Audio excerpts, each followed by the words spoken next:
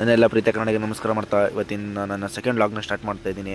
ಇವತ್ತಿನ ವಿಡಿಯೋ ಬಂದ್ಬಿಟ್ಟು ಏನಪ್ಪ ಅಂದರೆ, ಹಿಂಗೆ ಹೊಲದಲ್ಲಿ ಕೆಲಸ ಮಾಡಬೇಕಾದ್ರೆ ಒಂದು ಥಾಟ್ ನೆನಪಾಯ್ತು ಫ್ರೆಂಡ್ಸ್. ನಾನು ಕಾಲೇಜ್ ಹೋಗ್ಬೇಕಾದ್ರೆ ನಮ್ಮ ಅಪ್ಪ ಯಾವಾಗಲೂ ಒಂದು ಮಾತು ಹೇಳೋರು. ಆ ಮಾತು ಇವಾಗ ನಿಜ ಅನಿಸುತ್ತೆ. ಕಾಲೇಜಿಗೆ ಹೋಗ್ಬೇಕಾದ್ರೆ ಅದು ನನಗೆ ಗೊತ್ತಾಗ್ತಿರ್ಲಿಲ್ಲ, ನಾನು ರೇಗ್ತಿದ್ದೆ, ಅವ್ರಿಗೆ ಬೈತಿದ್ದೆ. ಬಟ್ ಅದು ಈಗ ಕಾಲೇಜ್ ಮುಗಿದ್ಮೇಲೆ ಹಿರಿಯರು ಯಾರು ಹೇಳಿರೋ ಮಾತು ಯಾಕೆ ನಿಜ ಅಂತ ಈಗ ಅನಿಸ್ತೈತೆ. ಅದ್ರ ಮೇಲೆ ಒಂದು ವಿಡಿಯೋ ಮಾಡಿದ್ದೀನಿ, ಅಪ್ಪ ಅಮ್ಮ ಅಂತಲ್ಲ, ನೋಡ್ಕೊಬನ್ನಿ. ಯಾರೇ ಅವ್ರ ಅಪ್ಪ ಅಮ್ಮ ಏನಾದ್ರು ಒಂದು ಹೇಳ್ತಿದ್ದಾರೆ ಅಂದರೆ ಅದನ್ನು ನಾವು ಅವಾಗ ಕೇಳೋ ಸ್ಟೇಜಲ್ಲಿ ಇರೋಲ್ಲ. ಕಾಲೇಜಿಗೆ ಹೋಗ್ಬೇಕಾರೆ ಕೆಲವ್ರು ಕೇಳ್ಬೋದು, ಕೆಲವ್ರು ಕೇಳ್ದೇನೆ ಅನ್ಬೋದು. ಅಂದರೆ ಏನು ಗೊತ್ತಾ ಫ್ರೆಂಡ್ಸ್, ನಮ್ಮಪ್ಪ ಅವಾಗ ಸ್ಟಾರ್ಟಿಂಗ್ ಇದನ್ನು ರೆಡಿ ಮಾಡಿದಾಗ ನಾವು ಸ್ಟಾರ್ಟಿಂಗ್ 100 ತೆಂಗಿನ ಸಸಿ ಹಾಕಿದ್ವಿ. ಆವಾಗ ಕಾಲೇಜ್ ಡಿಗ್ರಿ ಇದರಲ್ಲಿ ಹೋಗ್ಬೇಕಾದ್ರೆ ಆವಾಗ ನಮ್ಮಪ್ಪ ಇಲ್ಲಿ ಇವಾಗಿಂದಲೇ ಮೇಂಟೈನ್ ಮಾಡು, ಕ್ಲೀನಾಗಿ ಇದನ್ನು ನೋಡ್ಕೊ, ಎಲ್ಲ ಆಗುತ್ತೆ, ಮುಂದೆ ನಿಂಗೇನೆ ಯೂಸ್ ಆಗುತ್ತೆ ಅಂತ ಎಲ್ಲ ಹೇಳೋರು. ನೋಡಿ ತೋರಿಸ್ತೀನಿ. ನಿಜವಾಗ್ಲೂ ಫ್ರೆಂಡ್ಸ್, 100 ತೆಂಗಿನ ಸಸಿ ಹಾಕಿದ್ವಿ.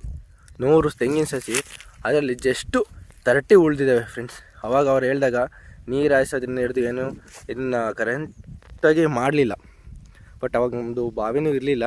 ಬಟ್ ಆದರೂ ಬೇಸಿಗೆಲಿ ಉಳಿಸ್ಕೊಬೋದಿತ್ತು. ಇವನು ಸ್ವಲ್ಪ ಏನೇನೋ ಸುಮ್ಮನೆ ಏನೋ ಕಾಟಕ್ಕೆ ಮಾಡಿದ್ದಕ್ಕೆ ಇಷ್ಟು ಉಳ್ಕೊಂಡಿದ್ದೆ. ಅದು ಯಾವಾಗಲೂ ಒಂದು ಮಾತು ನನಗೆ ನೆನಪಾಗ್ತಾ ಇರುತ್ತೆ ಯಾವಾಗಲೂ. ಅದೇ ಥರ ಅವರು ಯಾವುದೇ ತಂದೆ ತಾಯಿಯಾಗಿ ಅವ್ರು ಇದು ಕೆಲಸ ಅಂತಲ್ಲ, ಯಾವುದೋ ಒಂದು ವಿಚಾರನ ನಮ್ಗೆ ಹೇಳಿದಾಗ ನಾವು ಅದನ್ನು ರೆಸ್ಪಾನ್ಸಿಬಿಲಿಟಿಯಾಗಿ ತಗೊಂಡು ಯಾವುದು ಕೇಳ್ತಾರೆ ಅಷ್ಟಿಲ್ದಲೇ ಹೇಳಲ್ಲ ಫ್ರೆಂಡ್ಸ್. ಹಿರಿಯರು ಅವರ ಒಂದು ಜೀವನದಲ್ಲಿ ಅವರು ಅನುಭವಿಸಿ ಇದಾಗಿರೋ ಘಟನೆಗಳಿಂದ ನಮ್ಮ ಮಕ್ಕಳಿಗೆ ಅಥವಾ ಯಾರಿಗೂ ಈ ಥರ ಆಗಬಾರ್ದು ಅಂತ ಒಂದು ಇಂಟೆನ್ಷನಲ್ಲಿ ಹೇಳಿರ್ತಾರೆ. ಬಟ್ ನಾವೇನು ಮಾಡ್ತೀವಿ, ಅದು ನೆಗ್ಲೆಕ್ಟ್ ಅಂತೀವಿ. ನನಗಿವಾಗ ಅದು ಸಫರಿಂಗು ಕಾಣಿಸ್ತಾ ಇದೆ ಫ್ರೆಂಡ್ಸ್.